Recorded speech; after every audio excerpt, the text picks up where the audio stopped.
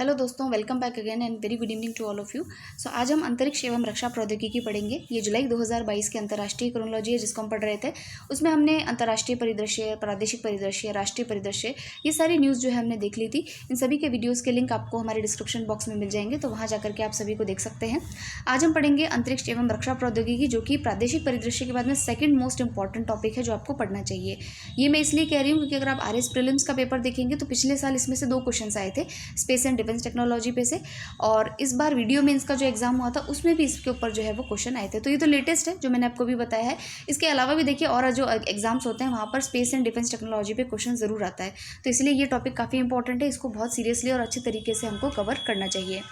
जो लोग नए हैं उनको बता दूं कि आप हमारे टेलीग्राम चैनल ज्वाइन कर लीजिए, वहाँ पर इस मैगजीन का पीडीएफ आपको मिल जाता है। तो ये मैगजीन और इसके अलावा जितनी भी मैगजीन आज तक हमने पढ़ी है सबका पीडीएफ वहाँ पर अवेलेबल है, तो आप वहाँ जाकर के पीडीएफ को देख सकते हैं। हालांकि ये जो है फिजिकल जो मैगजीन होती है उसका विकल्प नहीं है, आपको ज़रूर से इस मैगजीन को खरीदना चाहिए और पढ़ना चाहिए ताकि आपको रिविजन में आसानी हो सके। सो चलिए अब जो है हम आगे स्टार्ट करते हैं। हमने हर एक जो पार्ट होता है उसका अलग से वीडियो बनाया है ताकि 20 मिनट के अंदर आप एक पार्ट को, जो पोर्शन आपको पसंद हो कि भाई मुझे प्रादेशिक परिदृश्य पढ़ना है, तो आप वो पोर्शन जो है सेलेक्ट करके पढ़ सकें। इसलिए हर एक पोर्शन का अलग अलग वीडियो जो है इसमें बनाया जाता है।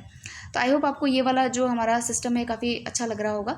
तो चलिए अब आगे मैं टाइम वेस्ट ज़्यादा ना करूँ और आपको जो है सीधे चलते हैं हम कि आज फर्स्ट आर्टिकल हमको क्या पढ़ना है। देखिए पहला आर्टिकल है, इसरो का एक संचार उपग्रह लॉन्च हुआ है जिसका नाम है GSAT-24। संचार उपग्रह का मतलब होता है कम्युनिकेशन सैटेलाइट। तो ये कम्युनिकेशन सैटेलाइट किस चीज़ का कम्युनिकेशन में काम आएगा, तो D2H सेवाओं के बारे में आपने पढ़ा होगा कि जो हमारा डायरेक्ट टू होम सर्विसेज होते हैं, यानी कि टेलीविज़न वगैरह में जो आपका डिश टीवी वगैरह जो यूज़ होता है, तो उसके लिए जो है इस GSAT-24 सैटेलाइट का यूज़ किया जाएगा। इसको लॉन्च किया गया है दक्षिण अमेरिका के फ्रेंच गुयाना नामक कोस्ट से, और इसको लॉन्च करने में हेल्प की है फ्रांस ने। फ्रांस की कंपनी है जिसका नाम है एरियन स्पेस, और उसने अपना जो रोबोट है एरियन 5, ठीक है, इसके द्वारा जो है इसको प्रक्षेपित किया है, इस सैटेलाइट को प्रक्षेपित किया है। तो ये 2 इंपॉर्टेंट फैक्ट्स हो गए कि एक तो दक्षिण अमेरिका से इसको लॉन्च किया गया है, दूसरा D2H सेवाओं के लिए इसका उपयोग, यानी संचार उपग्रह है कौन सा, GSAT-24, ठीक है, और तीसरा ये है कि इसको जो है फ्रांस की कंपनी है जिसका नाम है एरियन स्पेस, उसका जो एरियन 5 रॉकेट है उसके द्वारा इसको लॉन्च किया गया है। अब कुछ सैटेलाइट के बारे में जान लेते हैं। सैटेलाइट 24 KU बैंड जो है उसका संचार उपग्रह है। अलग अलग स्पेक्ट्रम और अलग अलग बैंड्स होते हैं, तो उसमें ये 24 KU बैंड का एक सैटेलाइट है। इसका वजन तकरीबन 4180 किलो का है, और ये D2H आवेदन की ज़रूरतों को पूरा करने के लिए ये मैंने आपको बता ही दिया है। और इसका जो है जो आपका NISL है, ये मैंने नहीं बताया आपको, जो इसरो के अंदर जो इसकी वाणिज्यिक शाखा है जिसका नाम है न्यू स्पेस इंडिया लिमिटेड, इसके द्वारा इसको जो है वो डेवलप किया गया है। तो ये जो NISL है इसने जो है इसकी जितनी भी जो सेवाएं हैं उसका उपयोग करने की स्वीकृति NISL ने किसको दी है, टाटा प्ले को दी है। तो ये भी थोड़ा सा फैक्टर ध्यान रखना चाहिए। और इसके अलावा जो ये फ्रांसीसी कंपनी है एरियन स्पेस, इसने इस रॉकेट के द्वारा और भी कई सैटेलाइट लॉन्च किए हैं, जैसे कि मलेशिया का सैटेलाइट है MEASat, इसको भी MEASat-3D, इसको भी लॉन्च जो है वो फ्रांसीसी कंपनी के द्वारा ही किया गया है। अब हम देख लेते हैं इस बार वीडियो मेंस के अंदर इसी आर्टिकल से, सेम आर्टिकल से क्या क्वेश्चन जो है वो पूछा गया था। सो फ्रेंड्स, ये 85 नंबर वाला क्वेश्चन आप देखिए। इसमें क्वेश्चन जो है पूछा गया है, GSAT-24 उपग्रह को डैश फ्रांसीसी कंपनी के द्वारा अंतरिक्ष प्रक्षेपण यान पर लॉन्च किया गया है। कंपनी का नाम पूछा है, ठीक है। तो यहाँ पर आप देखिए कि ये जो कंपनी है वो है आपका एरियन स्पेस। एरियन 5 मत कीजिएगा क्योंकि ये तो रॉकेट का नाम है। तो एरियन स्पेस जो है ये फ्रांसीसी कंपनी है जिसने जो है इस GSAT-24 उपग्रह को लॉन्च किया है। सो फ्रेंड्स, आपने देखा कि किस प्रकार से जो प्रश्न है हम जो पढ़ रहे हैं उन्हीं में से निकल करके आते हैं। जस्ट आपको क्या है कि एक बार बहुत ही अच्छे फोकस के साथ में इस मैगजीन को बहुत अच्छे से कवर करना है, क्योंकि इनमें से ही जो है करंट अफेयर्स के अधिकतर क्वेश्चंस आपको मिल जाएंगे। न्यूज़पेपर हम नो डाउट बहुत अच्छे से पढ़ते हैं, लेकिन उसमें से क्या है क्वेश्चन छांटना खुद के एग्जाम के हिसाब से थोड़ा मुश्किल हो जाता है, इसलिए आपको ये मैगजीन जो है ज़रूर से रेफर करनी चाहिए। तो चलते हैं नेक्स्ट वाले आर्टिकल पे। नेक्स्ट आर्टिकल देखिए, कर्नाटका के अंदर जो है अंतरिक्ष यान निर्माण सुविधा का जो है उद्घाटन किया गया है, यानी कि यहाँ पर स्पेस क्राफ्ट मैन्युफैक्चरिंग फैसिलिटी जो है उसको बनाया गया है। कहाँ पर बनाया गया है, तो कर्नाटका में बनाया गया है। इसमें जो है इसरो के जो अध्यक्ष हैं डॉक्टर एस सोमनाथ, ये पता ही है आपको कि अभी जो है जो डॉक्टर के सिवन थे उनके स्थान पर डॉक्टर एस सोमनाथ नए इसरो के अध्यक्ष बने हैं। और उन्होंने कर्नाटका के अंदर जो औद्योगिक क्षेत्र बोर्ड है वहाँ का, उसने जो है वहाँ पर एक अंतरिक्ष यान निर्माण इकाई जो है उसको इस्टेब्लिश किया है, उसको फाउंड किया है। तो ये ध्यान रखना है हमको कि नई अंतरिक्ष यान निर्माण सुविधा का उद्घाटन कहाँ किया गया है, तो कर्नाटका में किया गया है। अब देखिए, मैंने आपको बताया था NISL के बारे में, ये जो हमने यहाँ पढ़ा, जो इसरो की वाणिज्यिक शाखा है न्यू स्पेस इंडिया लिमिटेड। तो यहीं इसके बारे में एक चीज़ और है कि NISL को बहुत सारे पावर्स जो है हमारी भारत सरकार ने दिए हैं। एक तरीके से जो है इसका जो शेयर कैपिटल है उसको बढ़ा करके 1000 करोड़ से 7,500 करोड़ का कर दिया गया है, यानी कि इसको बहुत बड़ी कंपनी के रूप में इस्टेब्लिश किया गया है। और इसको इतने सारे पावर्स दिए गए हैं कि मार्केट वैल्यू देख करके ये जो है ट्रांसपॉन्डरों की जो मूल्य है उसका भी निर्धारण ये खुद से जो है वो कर सकता है। आप जानते हैं कि इसरो जो है वो काफ़ी सारे जो सैटेलाइट्स हैं उनको कम कीमत के ऊपर जो है वो लॉन्च करने की क्षमता रखता है। तो ये जो उसका वाणिज्यिक कार्य है, यानी कि जो टेक्नोलॉजी है उसको वाणिज्यिक उपयोग में लाना, उसको बेचना, दूसरे देशों को बेचना, ये कार्य जो है NISL के द्वारा किया जाता है। तो NISL के बारे में अगर आपसे पूछे तो आप थोड़ा ध्यान रखिएगा कि न्यू स्पेस इंडिया लिमिटेड जो है ये एक वाणिज्यिक शाखा है, कमर्शियल ब्रांच है इसरो की। और ये जो है इसके जितने भी जो सैटेलाइट्स होते हैं, जैसे कि यहाँ पर देखिए कि यहाँ पर 10 इन ऑर्बिट सैटेलाइट्स का जो कार्य है, उन सभी उपग्रहों का जितना भी परीक्षण वगैरह करना है, उस सब की जिम्मेदारी जो है NISL को सरकार के द्वारा दी गई है। तो यहाँ पर देखिए 10 संचार उपग्रहों को NISL को हस्तांतरित करने को मंजूरी मिली है। और GSAT 7 और G7 और 7A को छोड़ करके जितनी भी GSAT की श्रृंखला है वो सब NISL को हस्तांतरित कर दी गई है। ये इतनी इंपॉर्टेंट बात नहीं, जितनी बात ये इंपॉर्टेंट है कि NISL को काफ़ी ज़्यादा अधिकार जो है वो सरकार के द्वारा दिए जा रहे हैं, ताकि वो जो है इसरो की जो टेक्नोलॉजिकल जो एडवांसमेंट है इसको ज़्यादा से ज़्यादा मार्केट में बेच सके और ज़्यादा से ज़्यादा मुनाफा जो है वो कमा सके। तो अब नेक्स्ट आर्टिकल पे चलते हैं। ये जो है चाइना ने अंतरिक्ष स्टेशन का निर्माण कार्य पूरा करने के लिए अंतरिक्ष यात्रियों का दल भेजा है। ठीक है, तो देखिए जो चाइना जो है एक अंतरिक्ष स्टेशन जो है वो बना रहा है, और उस अंतरिक्ष स्टेशन को बनाने के लिए जो है 4 यात्रियों को जो है जो 4 यात्री हैं उनको जो है भेजा जाएगा स्पेस के अंदर। और इस अंतरिक्ष स्टेशन का नाम है तियानगोंग अंतरिक्ष स्टेशन। ठीक है, अगर ये इसका पूरा तैयार हो जाता है तो पूरे विश्व में खुद का अंतरिक्ष स्टेशन बनाने वाला चाइना पहला देश हो जाएगा। इससे पहले भी आपने सुना होगा कि अंतरिक्ष स्टेशन है, इंटरनेशनल स्पेस स्टेशन है, लेकिन वो जो स्पेस स्टेशन है वो सभी देशों का एक कोऑपरेटिव एफर्ट है, मतलब एक सभी देशों के द्वारा उसको बनाया गया है। लेकिन अभी अगर ये तियानगोंग अगर पूरा हो जाता है स्टेशन का कार्य, तो चाइना एक एकमात्र देश हो जाएगा विश्व का जिसका खुद का जो है स्पेस स्टेशन डेवलप्ड होगा। तो इन 4 यात्रियों के नाम, जो 3 अंतरिक्ष यात्री इनके नाम है चेनडोंग, लिू यांग और काईशुजे। ये जो है जो मार्च 2F रॉकेट है इसके द्वारा इनको जो है प्रक्षेपित किया जाएगा। और ये जो है सारा कार्य जो ये अंतरिक्ष स्टेशन है तियानगोंग इस अंतरिक्ष स्टेशन, इसके कार्य को जो है वो पूरा करेंगे। अब देखिए चाइना की जो है 3 मॉड्यूल वाली परियोजना, मॉड्यूल मतलब कि 3 स्टेप में ये कार्य पूरा किया जाएगा और अप्रैल 2021 में ये जो है इस अंतरिक्ष स्टेशन को प्रक्षेपित किया जाएगा। ये हो जाने के बाद जो मैंने आपको बताया कि ये जो है चाइना एकमात्र ऐसा देश बन जाएगा जिसका अपना खुद का अंतरिक्ष स्टेशन होगा। वर्तमान में जो अंतरिक्ष स्टेशन है वो कई देशों का सहयोगी परियोजना है। ठीक है, अब नेक्स्ट देखिए 2023 में लॉन्च किया जाएगा गगनयान मिशन। आपने गगनयान के बारे में सुना ही होगा, जो मानव को जो है अंतरिक्ष में लेकर के जाएगा। तो ये 2023 तक जो है हमारा कार्य कंप्लीट होगा। इसके बारे में जो है विज्ञान और प्रौद्योगिकी मंत्री जितेंद्र सिंह द्वारा जो है वो बात बताई गई है। और 2023 में जैसे ही अपन उड़ करके वापस आ जाएंगे अंतरिक्ष से धरती पर, तो हम ये कार्य करने वाले पूरे विश्व के चौथे देश बन जाएंगे। पहले कौन सा है, तो अमेरिका है, रशिया है, चाइना है, और उसके बाद में 4th जो है वो इंडिया बन जाएगा। ठीक है, अब देखिए चाइना ने चंद्रमा का विश्व का सबसे विस्तृत नक्शा जो है वो जारी किया है।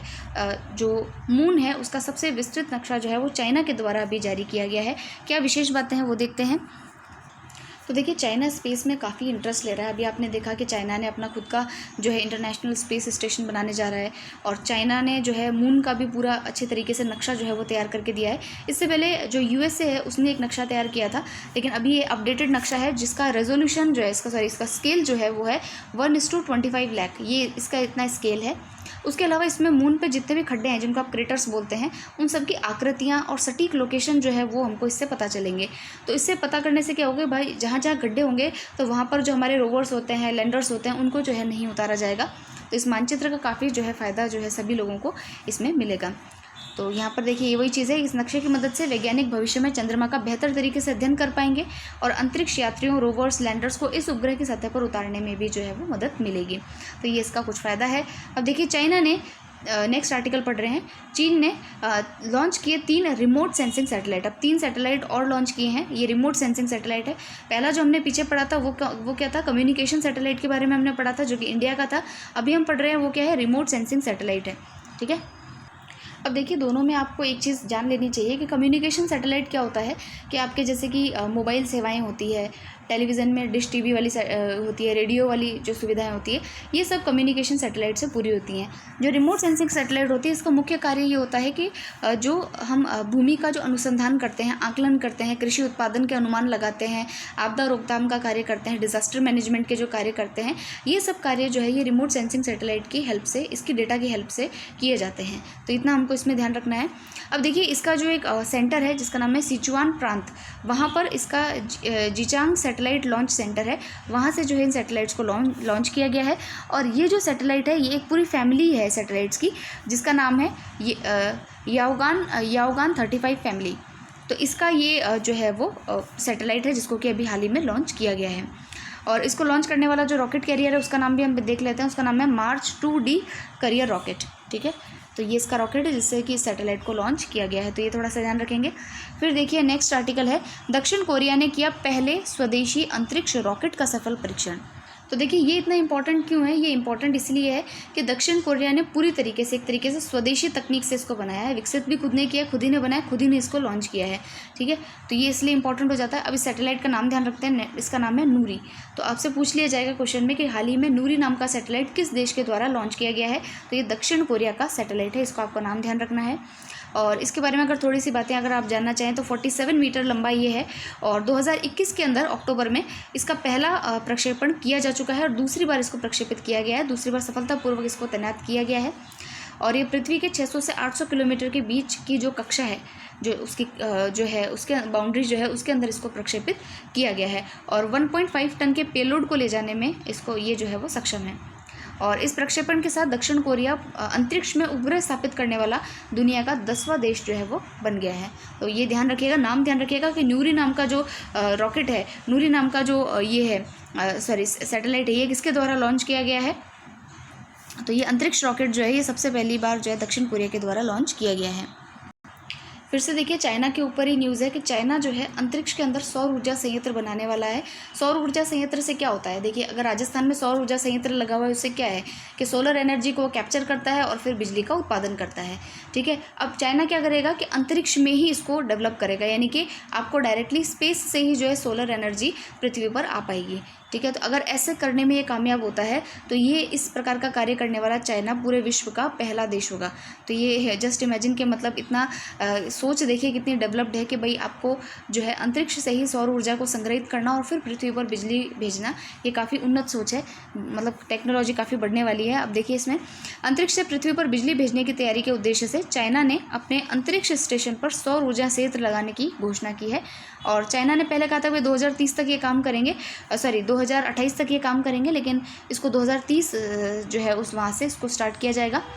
और अब देखिए Chinese space science and technology journal में इसके बारे में जो है पूरी रिपोर्ट दी गई है। और उन्होंने कहा है कि भाई जो सैटेलाइट है सौर ऊर्जा को माइक्रोवेव या लेज़र में बदलेगा। यहाँ से देखिए जो सैटेलाइट होगा, ये जो सैटेलाइट लॉन्च किया जाएगा, ये जो सौर ऊर्जा आएगी उसको माइक्रोवेव या पहले तो लेज़र में बदलेगा और फिर एनर्जी बीम को पृथ्वी पर अलग अलग जगहों और गतिमान सैटेलाइट तक जो है वो भेजेगा।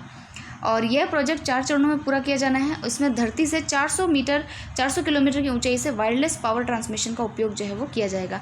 तो ये काफ़ी एडवांस प्रोजेक्ट है, देखते हैं अब इसमें आगे क्या होने वाला है। तो ये है चाइना का एक डेवलप्ड प्रोजेक्ट कि भाई अंतरिक्ष में ही सौर ऊर्जा संयंत्र चाइना के द्वारा बनाया जाएगा। अब देखते हैं कि इन स्पेस के बारे में, इन स्पेस क्या है और इसके बारे में अभी क्या न्यूज़ है। तो भारतीय राष्ट्रीय अंतरिक्ष संवर्धन और प्राधिकरण केंद्र, जिसको कि आप इन स्पेस कहते हैं, इसमें जो है प्रधानमंत्री जी ने अहमदाबाद के भोपाल में भारतीय राष्ट्रीय अंतरिक्ष संवर्धन और प्राधिकरण केंद्र के मुख्यालय का उद्घाटन किया। तो आपसे पूछा जा सकता है कि इन स्पेस का मुख्यालय का उद्घाटन हाल ही में कहाँ किया गया है, तो भोपाल में किया गया है, ये ध्यान रखना है।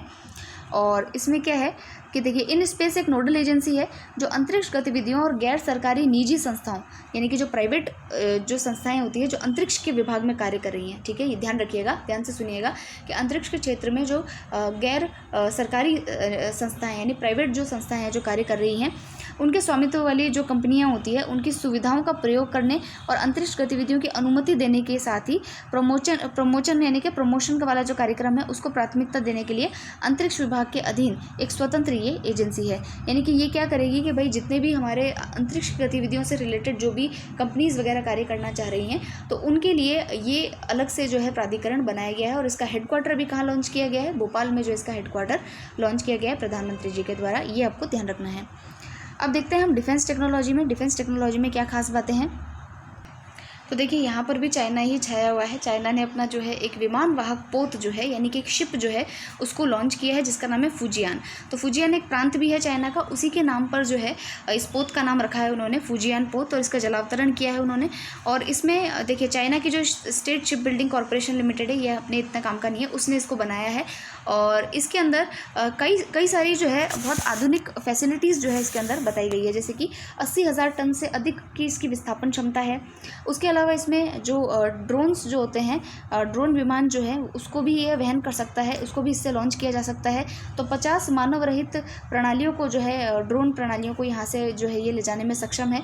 तो फुजियान नाम के इस पोत का नाम आप ध्यान रखिएगा कि किसके द्वारा, किस देश के द्वारा इसको लॉन्च किया गया है और ये है क्या, तो ये एक तरीके से विमान वाहक पोत है। और इससे पहले भी चाइना ने देखिए कई सारे विमान वाहक पोत लॉन्च किए थे, जैसे कि लिया ऑनिंग इसका एक जो है जहाज़ है और इस एक शेडोंग नाम का जहाज़ भी इसने 2019 में जो है वो लॉन्च किया था। तो नाम ध्यान रखिएगा, फुजियान नाम का विमान वाहक पोत जो है वो चाइना के द्वारा उसको लॉन्च किया गया है। फिर देखिए भारत ने किया पृथ्वी सेकंड मिसाइल का सफल परीक्षण जो है किया गया है। अब देखिए पृथ्वी मिसाइल के बारे में अगर आपने जो इंटीग्रेटेड प्रोग्राम अगर आपने सुना हो, IGMP देखा हो, integrated guided missile development programme, IGMP integrated guided missile development programme, ठीक है। तो इसके तहत इसको 1983 में ही डेवलप करना स्टार्ट कर दिया गया था और पृथ्वी की जो ये मिसाइल्स हैं इसको प्रोजेक्ट डेविल के तहत जो है वो स्टार्ट किया गया है, प्रोजेक्ट डेविल, ठीक है, प्रोजेक्ट डेविल के तहत जो है इनको स्टार्ट किया गया है। और पृथ्वी 1 जो संस्करण था वो भारतीय थल सेना के लिए था यानी कि आर्मी के लिए था। पृथ्वी सेकंड वाला जो संस्करण है ये वायुसेना के लिए और पृथ्वी 3 जो है वो भारतीय नौसेना के लिए तैयार किया गया है। तो अभी जो पृथ्वी सेकंड है, अब देखिए इसकी क्या क्या फीचर्स हैं। पहली चीज़ तो ये ध्यान रखिएगा कि ये शॉर्ट रेंज मिसाइल है, इसकी रेंज कम है, 250 से 350 किलोमीटर इसकी रेंज है और इसका वेट जो है वो 500 से 1000 किलोग्राम का है, ठीक है। ये क्या है, तो ये एक तरीके से लिक्विड प्रोपल्शन पे चलने वाली जो है वो मिसाइल है और इसको लॉन्च किया गया है ओडिशा के चांदीपुर एकीकृत परीक्षण स्थल से, ये भी आप ध्यान रखिएगा। DRDO ने इसको जो है वो बनाया है। और फिर और इसमें क्या खास बात है, हाँ, पृथ्वी सेकंड मिसाइल को स्ट्रेटेजिक फोर्सेस कमांड द्वारा संचालित किया जाता है। इसका वज़न और ये जो है देख लीजिएगा कि 4000 किलोग्राम लगभग इसका वज़न है। लंबाई इसकी 8.56 मीटर की है। व्यास यानी कि डायमीटर इसका 110 सेंटीमीटर का, इतना तो किसको याद रहता है। बस आप ये ध्यान रखिएगा कि IGMDP जो है उसके अंतर्गत इसको बनाया गया था और ये जो है एक शॉर्ट रेंज बैलिस्टिक मिसाइल है। 500 से 1000 किलोग्राम आयुध ले जाने में सक्षम है और 250 से 350 किलोमीटर की इसकी रेंज है। DRDO ने इसको निर्मित किया है। नेक्स्ट देखिए INS गोमती जो है उसको सेवा मुक्त जो है वो किया गया है। अब ये क्या है INS गोमती, इसको देख लेते हैं। फिर देखिए INS गोमती जो है इसके बारे में कुछ चीज़ें हमको जान लेनी चाहिए। INS गोमती गोमती नदी के ऊपर है। गोमती नदी कहाँ से फ्लो होती है, तो गोमती नदी कहाँ से होती है भाई फ्लो, बताइए। गोमती नदी लखनऊ से जो है वो फ्लो होती है। तो गोमती नदी के ऊपर जो इसका नाम रखा गया है और इसको 34 वर्ष की सेवा के बाद में सेवा मुक्त किया गया है। इसने कई ऑपरेशंस में पार्टिसिपेट किया, जैसे कि ऑपरेशन कैक्टस, ऑपरेशन पराक्रम, ऑपरेशन रेनबो। इसके अंदर जो है ये शामिल हुए, ये जो युद्ध पोत है, मिसाइल पोत है एक तरीके से, इसको शामिल किया गया था और कार्यमुक्त कर दिया गया है। उत्तर प्रदेश सरकार और भारतीय नौसेना ने ज्ञापन पर हस्ताक्षर किया है कि भाई इस युद्ध पोत को जो है एक तरीके से संग्रहालय के रूप में जो है अब रखा जाएगा। और इसमें क्या है, और तो कुछ विशेष बात है नहीं। नेक्स्ट चलते हैं। इंटरमीडिएट बैलिस्टिक मिसाइल अग्नि 4 जो है उसका भी जो है वो सफल परीक्षण किया गया है। अग्नि 4 के बारे में तो आपने कई बार पढ़ा होगा। सरफेस टू सरफेस मिसाइल है और सरफेस टू एयर मिसाइल है ये। और ये जो है 17 टन वजनी, 20 मीटर लंबी, 1.5 मीटर चौड़ी और 1000 किलोग्राम का विस्फोट ले जाने में जो है सक्षम है। DRDO ने इसको विकसित किया है। भारत डायनामिक्स लिमिटेड के द्वारा तैयार की गई है। 4000 किलोमीटर की इसकी क्षमता है, इतनी रेंज है इसकी जहाँ तक ये वार जो है वो कर सकती है। और अग्नि 4 का ये परीक्षण भारत की विश्वसनीय न्यूनतम प्रतिरोधक क्षमता की नीति की पुष्टि जो है वो करता है। तो ये अग्नि 4 के बारे में तो हालांकि कुछ विशेष बात इसमें है नहीं, लेकिन चाइना के द्वारा इस बार जो है जितने भी मिसाइल्स हमने पढ़े हैं, विमान वाहक पोत पढ़े हैं, सौर ऊर्जा संयंत्र पढ़ा है, इनके नाम जो है आप ध्यान रखिएगा, इनमें क्वेश्चन जो है वो आ सकता है। और अगर मैं बताऊं वीडियो वाला मेंस जो है उसमें INS कलवरी जो है जिसको प्रेसिडेंट कलर अवार्ड मिला था, ऐसा करके एक क्वेश्चन जो है इसमें आया था, जो हमने पिछली मैगजीन आई थिंक मे वाली जो मैगजीन थी उसमें हमने उसके बारे में पढ़ा भी था।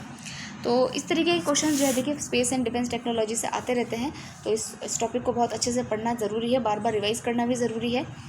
तो चलते हैं नेक्स्ट पे और मिलेंगे नेक्स्ट वीडियो के अंदर। और नेक्स्ट का मतलब है कि नेक्स्ट वीडियो में अब हम मिलेंगे। आज हमने स्पेस एंड डिफेंस टेक्नोलॉजी को पढ़ लिया है, अब हम पुरस्कार और सम्मान वाला पोर्शन पढ़ेंगे और फिर जो है हम स्पोर्ट्स पे पढ़ जाएंगे, और स्पोर्ट्स के बाद में लास्ट जो आपके जो ट्रिवियल या मिसलेनियस जो चीज़ें बचेगी उसको हम पढ़ लेंगे। तो आप पढ़ते रहिएगा और बने रहिएगा हमारे साथ में, और जो भी आपके कमेंट हो और वो आप लिखिएगा ज़रूर से। मिलते हैं नेक्स्ट वीडियो में। Thank you very much for listening.